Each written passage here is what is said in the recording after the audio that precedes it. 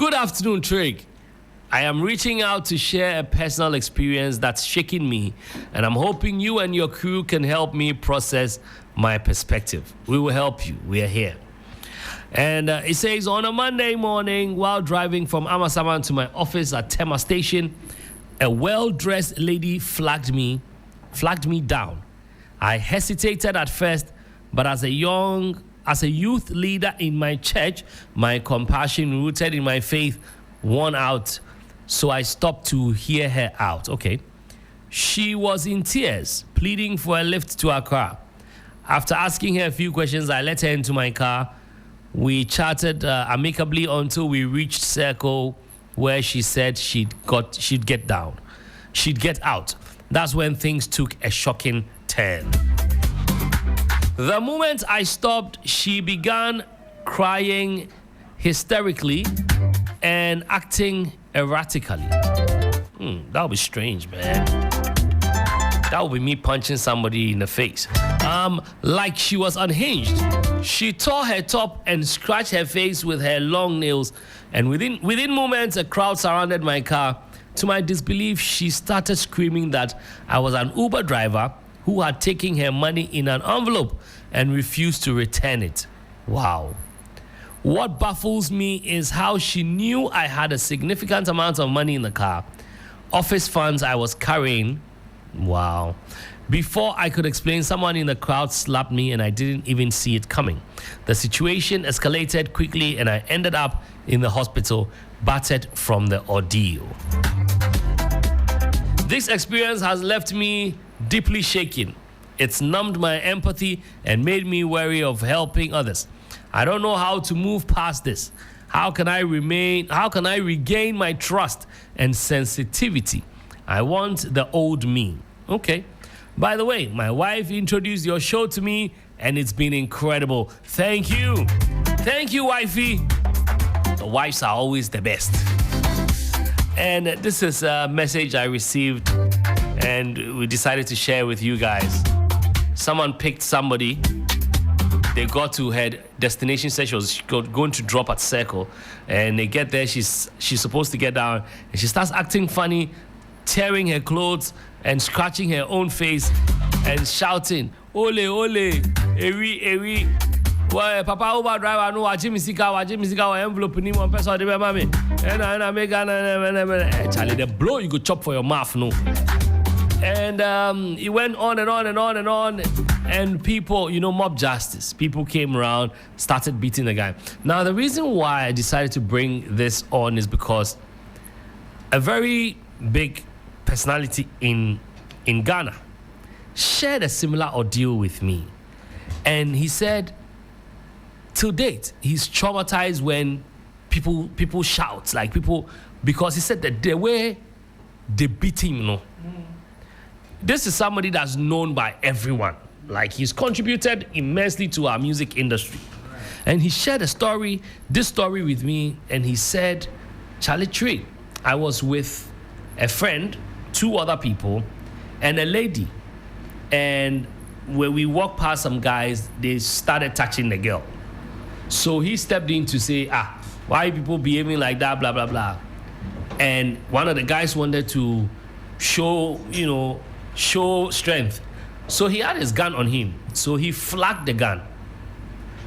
That's where the boy started shouting, "Oh, we armed robbers, some armed robbers, some armed robbers." Wow. And he said, at first he was chill because he was thinking, people will know it's me, so let me just relax. But he realized the way people were running towards them, he had to run. So he started running, him and the rest of the guys. They tried to stop a taxi driver. The driver stops. He sits in, and I think the people tried to smash the windscreen of the driver. And obviously, he's a taxi driver, actually. He said, no, I can't. And then the driver also saw the gun. So he believed that, these are maybe the Charlie truly, they could be armed robbers. The driver even left them, ran away, and left the car. And he said the way they started beating him. Right. This person I'm talking about, like we all know him. And he said he had to take one guy. So he said to date, when the guy calls him, he sorts him out. Right. He took that guy to said the guy hugged him and was receiving the blows and stones and was telling the people that this is this guy. You guys take your time and watch his face well. Yeah. So mob justice, sometimes, Charlie, we have to be careful. Yeah. So when I saw this, I was like, if this can happen to anybody at any time. The guy is confused. He wants his guy he wants his old self back. So he wants to be picking people. Me, I don't know. I think by his old self, he's trying to say now. I think any little thing close to that scares him, and he's not that kind of person. He wants to be free. He's still traumatized from it. I think that's how I understand what he's saying. He's still traumatized from it. He wants to snap out of it. Yeah, so you should snap out of it. Yeah, because me, if I receive beatings, fine. Yeah. I said, Trig, this thing, I have experienced it personally. Wow. Osu Presby traffic light. I was coming to work. I wasn't driving. I booked a ride. The car that came was the same type of car that the ride had shown me, the app had shown me. The car number just had number 9. I'm never going to forget that thing. It had only number 9 as the last one, different from the car on the app, which was number 3. So I stood there, this car came. The moment the car came in, I opened the back seat to sit in. Then this man said, hey, close the door. And then we are come for now. So I was like, no, this is Reggie. I showed him my phone. This is Reggie. I booked a ride. Then this guy started shouting, Kronfo. Jeez. Wow. But the truck guys there and the taxi drivers there, they know me. Wow, that's what saved you. So one of them, Daniel, I remember very well. Now he doesn't drive anymore. He used to drive Medina too. Because I used to study at Legon sometimes. So he became a friend. I was using his bus. Then he came and said, no, we're on your Kronfo. And I was trying to explain to them, I booked a ride. Maybe, yes, I made a mistake by not cross-checking the number plate very well. But that was the car I was expecting. Moreover, I was late. Before we had to, and I apologized to the man. I said, I'm very sorry. I can show him the phone thing. Trig, that whole day, my legs were shaking. Oh, yeah. Yeah. I came to work. I couldn't concentrate. I couldn't do anything. I was telling people to a point that I even called my cousin, who I was talking to that morning, that this is what Anchor, by the time you hear, I'll be gone. Beating me to pulp and I'll be dead. Yeah. So I can tell, I can feel what this guy's, what he has actually gone through. Yeah, gone through. Yeah. That's, I mean, when I read this story, it just reminded me of 2 occasions. Okay. In my life. I mean, in fact, there are 3. If anybody lived in my hood back then, that was a quick one. Please, you don't know your hood. My hood, North Kanishi Fadama, Beka Fadama, but you know that. Fadama is not North Kanishi. There's Fadama and there's North Kanishi. North Kanishi last stop. So North Kanishi last stop has a big where is Jane? It's Fadama. It's Fadama. Jane will join us soon. It's a dig that is in Fadama. Me, I'm in the estate. All right, let's hear you. So, I mean, there was one time a thief was being chased. And he was wearing a particular top. But when he branched through the corner, he just told that guy standing there that he should give him his top. But he wants to check something right now. Only for them to get to that space and realize that this is this young man that is there. And he was really beaten. Wow. That is incident number 1. Wow. Till today, I don't know if the guy is still alive or not. I cannot tell. Then incident 2. Jojo Jari, first he's in London. Second, we were trying to get cars back home. You know that when cars come, you are struggling and all that and everything. Yeah. So in my struggle, my hand entered somewhere and he said, Crawford. So when he held my hand and he saw me, then he pulled me into the car. No, do you get a scenario? Yeah. At second. Yes. So, you know, you're struggling for a car, then your hand is in somebody's pocket. And then the person tends to hold your hand and then you realize that someone you know, my guy. You're lucky. If it was anyone else, Charlie, that would have been it too. And you naturally look at my face.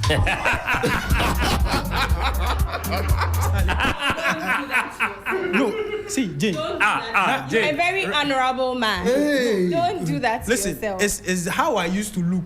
Jane said, don't look down. See, it is how I used to look back then. Charlie, the hustle was real. We didn't check out JP the way he come out and things. Away from that. The third story, I was working around Jowula Belimpe. So, you know, in the morning, where I live, I have to do the U-turn, mile 7, and then before you climb the Achimota, most times you see students and all that and everything. And because it was a 4x4, me, I load people into it. Then when we get to Achimota, especially the Achimota students, they will get down. Then me, I'll continue to work. So one of the days, there was this young lady and all that. She was standing there, like, dry smile, I'm going to work. And you see, it's raining, it's drizzling. Yeah. Makeup. I said, where are you going? I said, I'm going towards Jowulu. Like Jowulu said, I can put you at Jowulu Junction. And she said, oh, thank you. That's where her workplace is. I said, okay, cool. Hey, Trigger. What happened? I picked this girl. Sat in the car.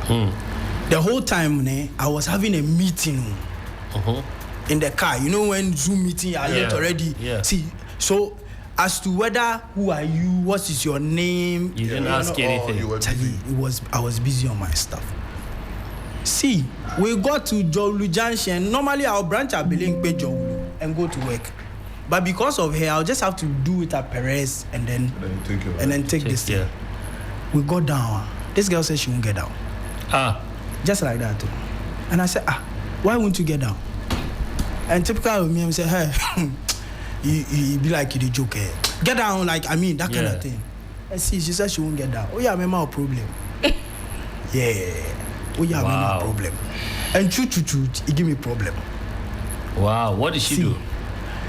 The same thing I was talking about, this girl getting down, say, "What Jimmy on me and all that." So at a point, I'm like, I don't know. Is this thing happening? Are people here? What is happening? But you see, around that space, there's a guy that sells there and all that, and so they knew me. That what is really happening, and all that. Like play, people have gathered. Wow. It'd be very quick. And I'm telling you. See. And then me, I was confused. I was explaining and she was explaining. And then you realize that, Charlie, the girl, fine girl, well office dressed. So there was this, you see these police people that stand there and everything. So he came in and everything, started interrogating the girl. And I said, we must have no plan way now. Oh, Charlie, that's against you. Yes. So it is something that was happening. So, so if the guy, unfortunately, it has caught you. Me too, it caught me. Oh, Charlie. But it was a plan. It's something that started happening in Ghana at a point. That, like, it was a trick. Like, when you pick somebody, it started with pregnant people. There's somebody who pretend like is pregnant, is in labor. Then when you pick them, it will happen. Then now they change. Fine girl standing somewhere. And then, oh, please, can you drop me off? Then you have raped, you have touched the person. And then the next moment is like, even if you live my next room, I'll bypass you. Oh, yeah. But we all learned that lesson. You see why people don't do good in these times? Yeah. Exactly. Yeah, because, I mean, like, for me, like I said, it will never happen. Because of the things I do in my car, I don't pick people because of that. It's not... Yeah, because of the thing. Sometimes... I do all kinds of things in my car when I'm driving. So I wouldn't want to inconvenience my own self. Promote your brain from the gutter. Oh no, but to clear the air, I want him to say one thing. No, I don't want to put it out. Okay. But these are like it challenges my car. So I feel free in my and so I won't pick you. I can wave at you. Yeah. When I get to my junction, I know sometimes when I'm branching out of the junction, I know, like I see people standing and they know that, maybe it's empty. And so they'll be looking at me, I look at them and I won't jam my eye. Yeah, I will look at you because, I don't have to pick you. But I can understand him because people are mostly also bound by morality and helping people, being nice, but we really ought to be careful. I don't know, maybe if Jane has met somebody that the guy removed his shirt and said, whoa, watch me, won't you me? Madam, watch me, won't you? Fortunately for me, like Michael said, I don't physically. I don't come off as someone. I mean, you said it yourself that if you look at people will pin a lot of things on you. But fortunately for me, I've not had that encounter before. No, but maybe a guy will say that you've slept with him and you didn't pay. Oh, how? No. It constantly happens to women. Yeah. That is how it happens when it happens to you. I think society will not even see it as an issue. Doesn't talk much about how men are subjected to certain things. Yeah, that's true. But what you're saying is not even about looks. It's the fact that it's a man and a woman, not a man to a woman. Because truthfully, a woman driving an Uber can extort me with a knife or something, and maybe I will be afraid and I'll give my money. But if I go out and I'm shouting at nobody will believe me. Now if you come and tell us as friends, boys, we will laugh at you. Go to police station, go and tell them your wife. Yeah, I'm forced to believe it happens, but because of the way society would treat it, people would rather not talk about it. Right. If it happens That's why to no them. one will even go to police station to say my wife beat me. Exactly. But Trig, to talk of the fact that the man has stopped or is thinking about stopping to do good, he's justified. And it doesn't make him less of a good person or a man or a moral person if he says he will stop extending help to people by the roadside. He will stop giving lifts. There are other ways he should stop. Help people. So that's yes, what he should. Okay. If it would traumatize him, he should stop. But there are lots of ways he can help people. I stopped. It doesn't make him less of a good person. Accra, I don't pick air. Yeah. But people are wicked though. Look at the way this person frames this gentleman. It's very unfair. Jane, I'm telling you very, that very if the issue had happened, let's say in between the runabout. You know, the DSTV runabout, or somewhere that nobody. They would have killed him. They would have killed him. This Ghana today. I'm telling you, like, you see, for people are already working frustrated. I'm telling you. So landlord is calling someone, so he gets out and he say, "Kwe Julo no, aye." Oh. You know, that kind of thing. But then security should also look into some of these things. This is a quick one. Just yesterday, this same issue about society seeing certain things when it comes to women and men. Just yesterday, I was reading this story about this man who had spent 17 years in jail because his two daughters accused him of defiling them when they were staying with him. And the older one, who couldn't live with the guilt now, came to confess. Wow. It was now on her knees, rolling on the floor. It happened in Nigeria. She was begging the father to forgive her. Why? Because family members, aunties and uncles told them they should say that because there was property and the father was going to take it. So they used his own children, and they were just kids, so they also accepted and said it. And the man has gone to jail for 17 years. It was just 3 days ago they released him because the daughter came to confess.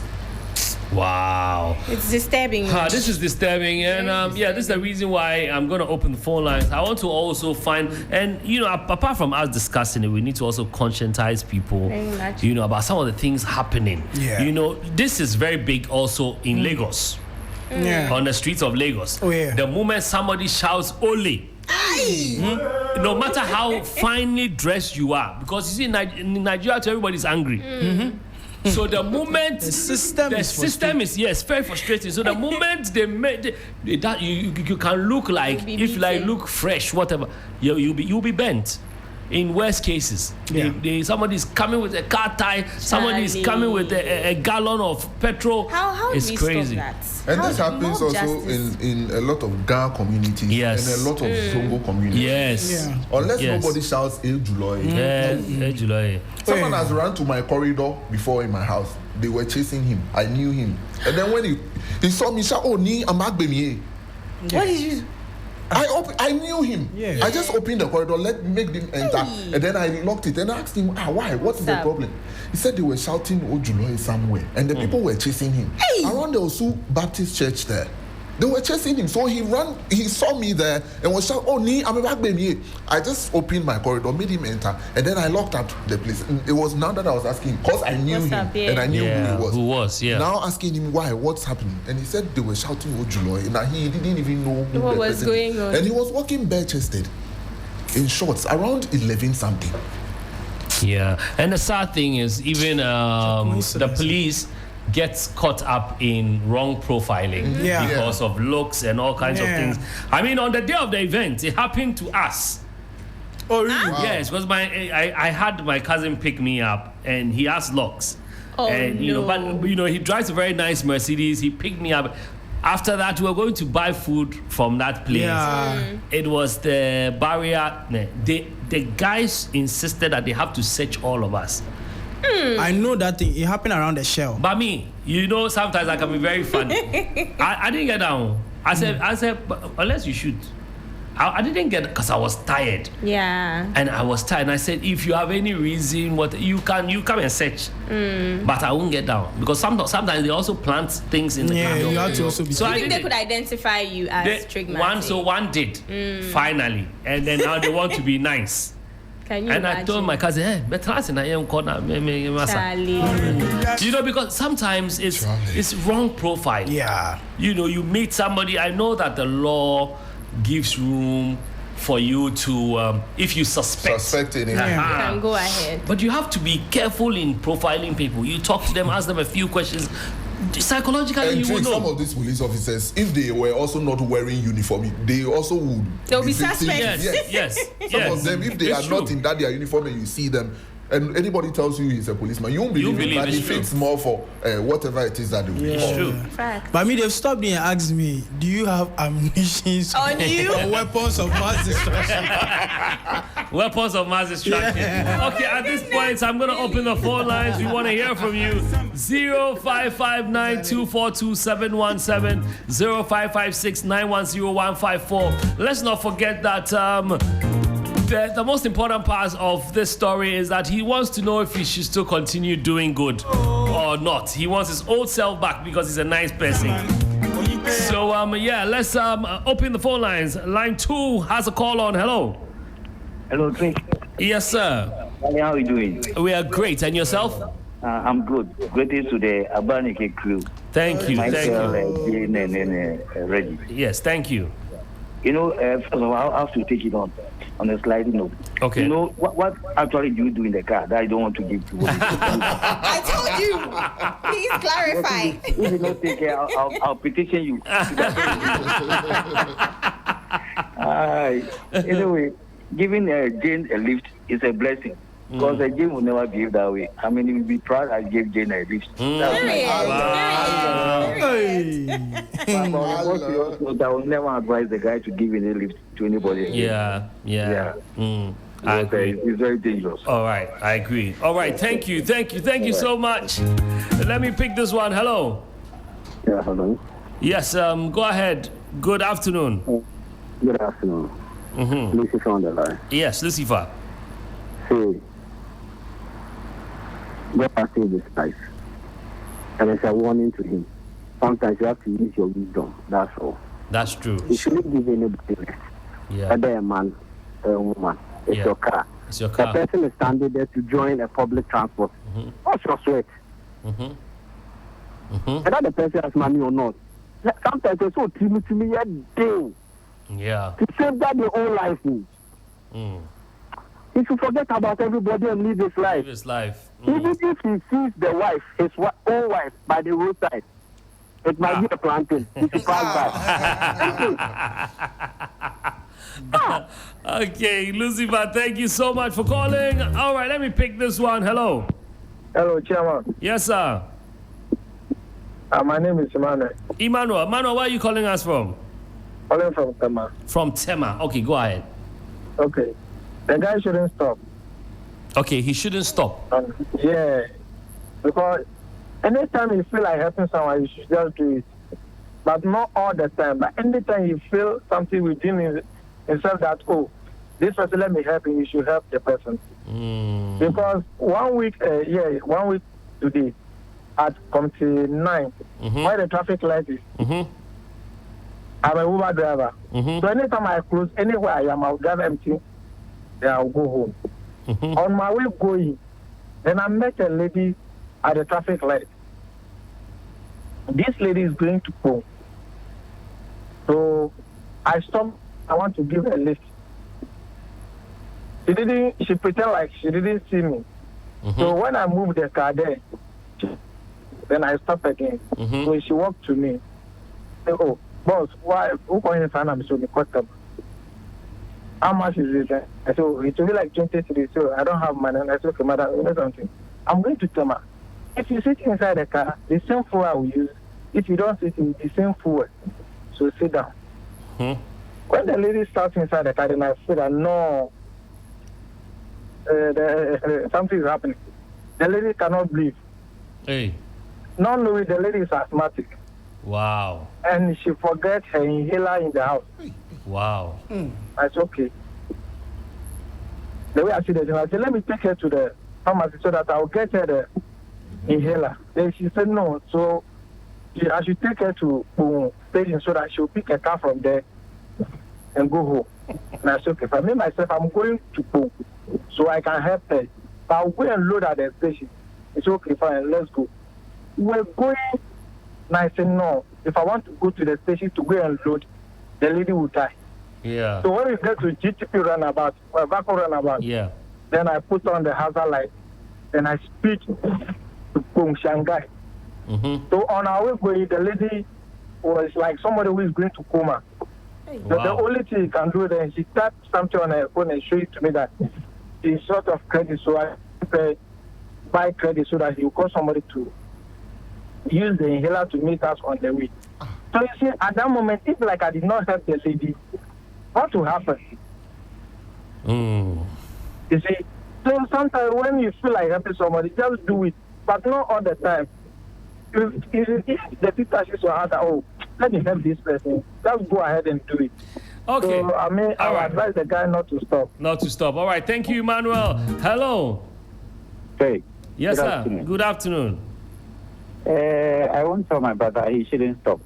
Okay. Because you see, there's so much evil in this world that these little acts of kindness and goodness is what helps balance the world. Myself, one time I was driving from Suhum. You know when the Amasaman in Salom stretch was very, very bad. Not now that they seem to have made it very better. When it was extremely bad. I almost had a similar encounter. The lady sat in my car. When we go to where she was like, I don't even know the names of the junction because all I do is drive there. When we go to where she said she was like, this woman started shouting that I should pay her money. Thankfully, I'd read about someone's experience like that. So if I give a lady a lift, I record our entire conversation. So you'll be in the car and yes, you don't know you're on video recording. That's a good one. That is what helped me. So when she was shouting I should pay her and the boys came around, you're like, I slept with her and I don't want to pay her. Can you imagine? Wow. I just gave them my phone. They went through it. The way they beat the woman, I was rather begging on their behalf. Wow. So we just have to be smart about these things. But we shouldn't stop doing good, even when it repays us with bad. Okay. Because the world needs help. The world needs help. Thank you so much. Hello. Yeah, hello? Yes, sir. Yes, Achilles. Achilles, yes, go ahead. Hello? Hello? Yes, I can hear you. I said that you should stop. The guy should stop helping people. Oh, I'm telling you. Okay. A black pioneer said that on here. Yeah, me that tell you. Sure, we a black pioneer said about the sea. Wow. That's true. That's true. So the next time you try that, before you realize, before people get to know the truth, you will be a dead man. Yeah. So you shouldn't try. It's his own. That's why it's called a private venture, a private car. It's for your own. It's your own. Let the person join a public transport and mess up like that and see. Yeah. Don't help. Sometimes you simply don't have to help to safeguard your own life. Oh, this president in my church. They told me to go like, or your papa, then you get bury you. And that is it. You are forever gone. Yeah. Forget about these things. See, I am a lesson. It shouldn't help anybody, even including God. But the good thing is God doesn't need his help anyway. All right, I'm going to pick my final call. Hello. Oh, man. I'm going to pick my very final call. Let me do this one. Hello. Trig my dollar. Oh, Ni? Oh. Well, Trig. I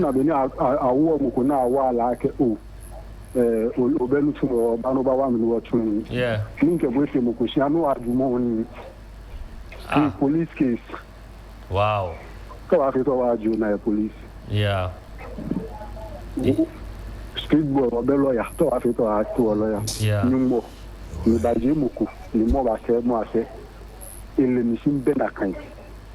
Wow. Yeah.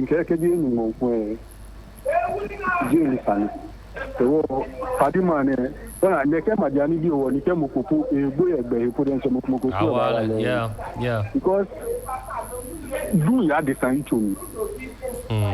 Nina can do a bahani menti back by Papa Film. Near Capadia in New Zealand. If Papa Film of if genuinely the person need the help, take a wallet because of our money. Okay, thanks for calling. All right, and that's it for today's phone calls. Okay, media, I still stand by. Look, you don't have to. You see, picking somebody in your car is not help. It's really not help.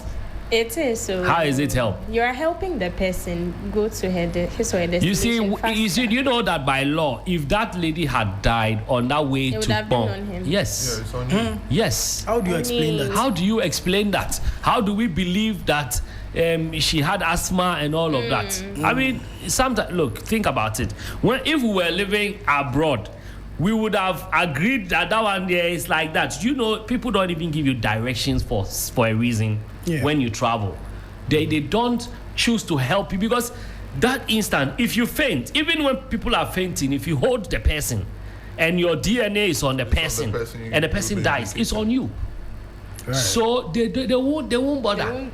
Nobody will, and it doesn't make you a good or bad person. Exactly my point. It doesn't. I think we've tied a lot of things to ourselves, and because of that. So, well, you know what? Because of the kind of trauma that this guy is going through, I'm going to have a conversation with a professional because we are not professionals. Yeah. So that's why I didn't want us to advise him on what to do.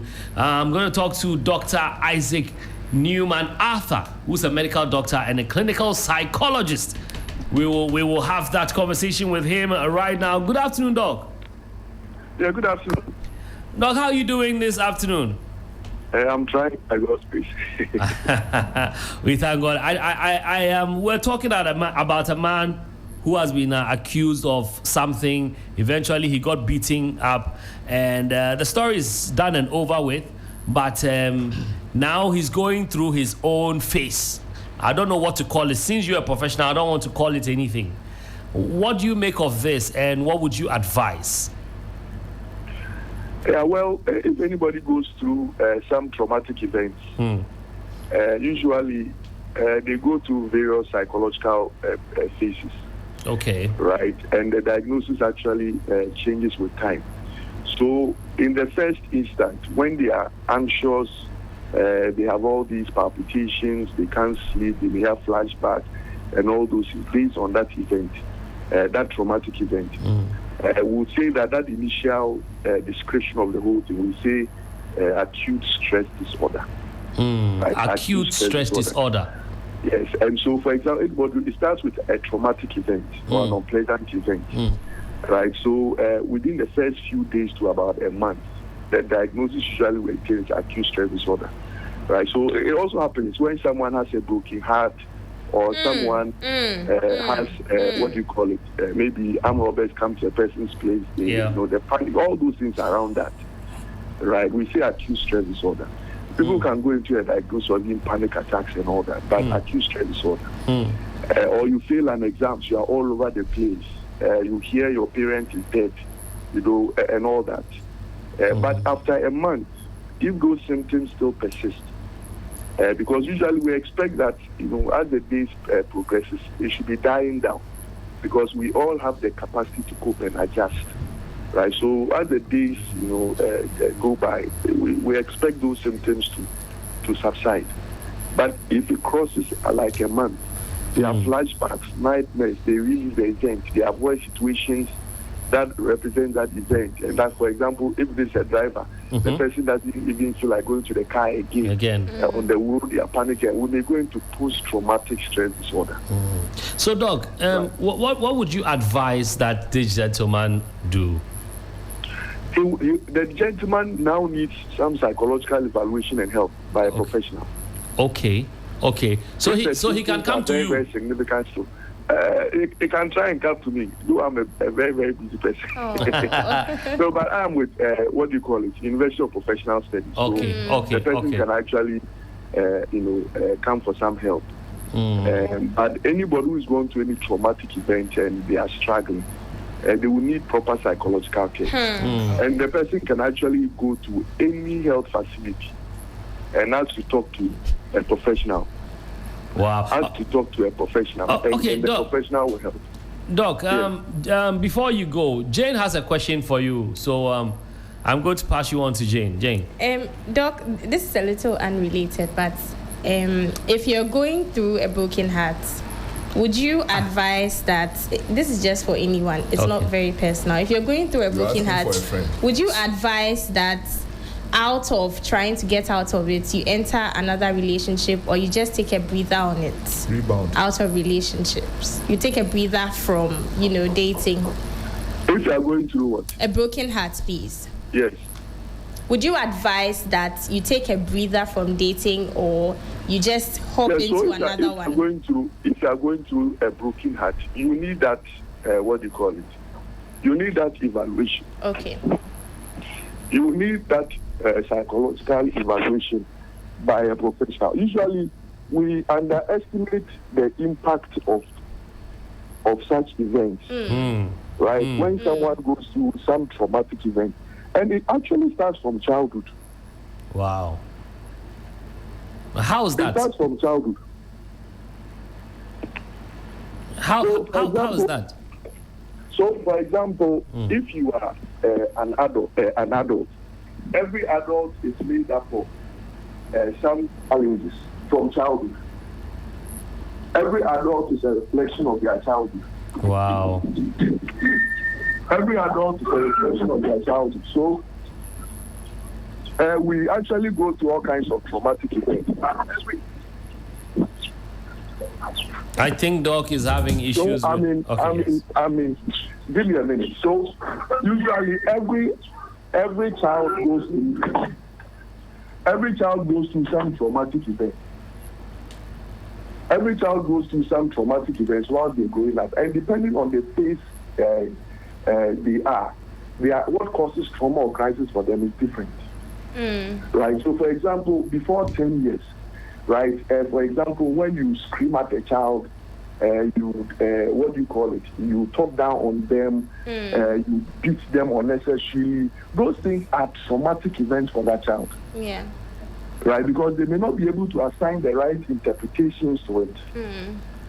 Right, so that is traumatic for the child. Then in the adolescent years, right, when adolescents, as you know, adolescent years, they go through all kinds of cognitive changes.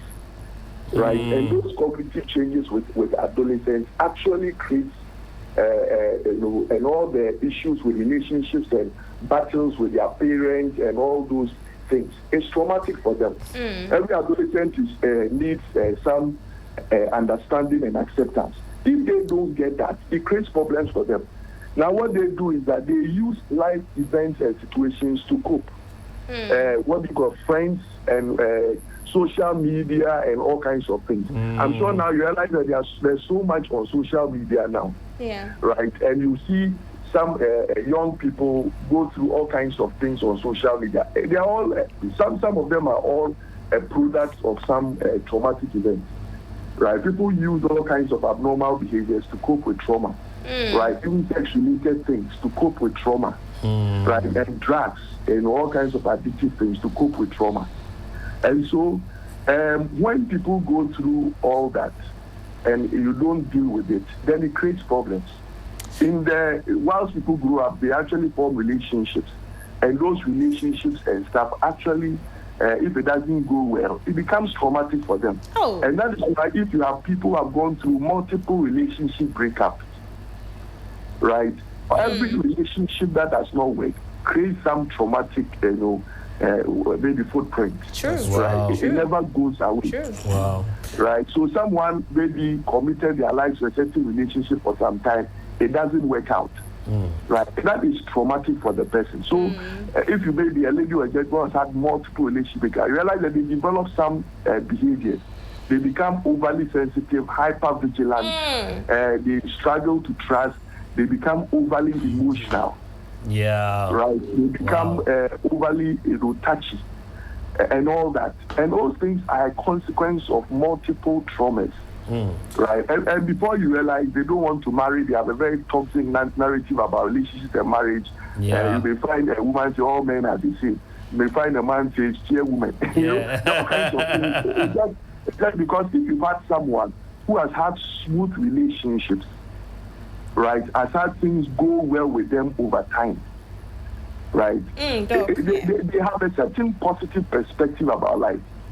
But if you are, let's say, in a relationship with someone and the person is overly sensitive, has anger problems, has trust issues, little things become big things, they are hyper-vigilant. When it's hyper-vigilant, the person is always looking over their shoulder to see whether there's something wrong or he's doing this or she's doing that. They become even a bit more manipulative and a bit more controlling. They may even become abusive.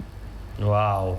Right? So every traumatic event which creates some psychological distress and problems, right? The person would have to have a proper psychological assessment and help. Otherwise, they become dysfunctional as adults if they don't heal well and make progress. Wow. Thank you so much, Dr. Isaac. And I'm sure with time we'll be calling you from time to time when we have some of these psychologically related issues. We appreciate your time. Thank you. Thank you so much. So Doc is advising that he seeks professional assessment. Yeah. Doc, I realize that he's a very professional man. Very much. He didn't want to give any remedies or no, nothing like that, no suggestions. Go for professional counseling, assessment. Let them assess you and see whether the wires are all intact.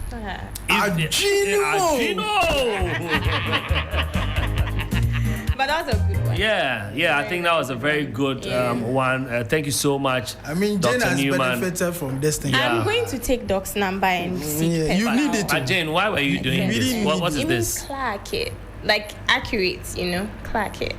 That's what I'm saying. Doc was very accurate about everything. About the stuff. Jane can relate. You didn't tell us you were going to a booking. We could have also advised you. We have family. You people, both of you. But the way you are clacking, this one has nothing to do with you. Oh no! But Jane meant to say everything Jane he said was the personal question because you changed when we posted Doc's picture. Doc is a very fine gentleman, I must say. Wow. He's a fine gentleman. I like the fact that your issue has been addressed. Yeah. A lot of we thank God for your life. Well, not just my issue. But you are the one we know.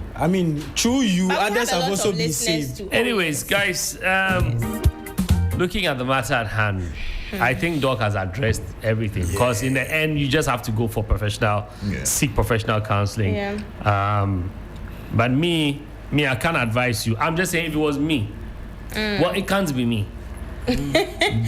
Because I don't pick. You don't subscribe to that at all. Sometimes I look at myself, my job. Anybody can harm me. Yeah. Especially when you're driving and somebody pulls a gun on you, you might end up killing both of you. Right. Yeah. And so I don't pick people for some of these reasons unless I know the person.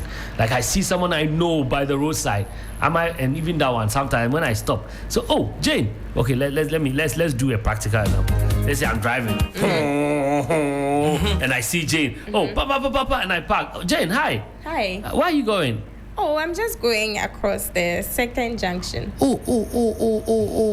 I was going towards that side, but I have to take a quick turn on the right. So that's okay. So I'll see you soon. In this place, you can find cars here. But you are going that direction. There was a time I did sound to somebody. We were actually going to the same place. Like the person didn't tell me he was going to the actual address, but he mentioned the area, and I knew I was going there, but I didn't want, and I don't like talking when I'm in the car, so I didn't want any company because you talk when I'm driving. Like I plan the trip before I sit. I plan how I'll play some kind of music. Do you know when I sit in a kind of that particular song hasn't loaded, I wait for it to load before I start driving. So I plan all those things. Then somebody will now come in and asking unnecessary questions. How are you? So what do you say? What do you say? When I take Uber now, and it's like an Uber, the other one, not a black. Uber. Yeah, I miss Uber Black. Yeah, there's a one that gives you the AC and Uber Comfort. When they ask instead of the AC, I rather ask for silence. There's that option? Yes, there's that. The driver shouldn't talk. About that, sometimes drivers should just mind their business and do their job. It's okay. About that, we are closing. We have to talk about this for the Uber and Bolt. Another time. We'll do that tomorrow. I just encountered one. All right, guys. We're gonna take a quick turn and get into some more music. I've got great news from the luckiest. I don't know if you have been lucky this time, but if not, this time is your time. It is a lucky time. It is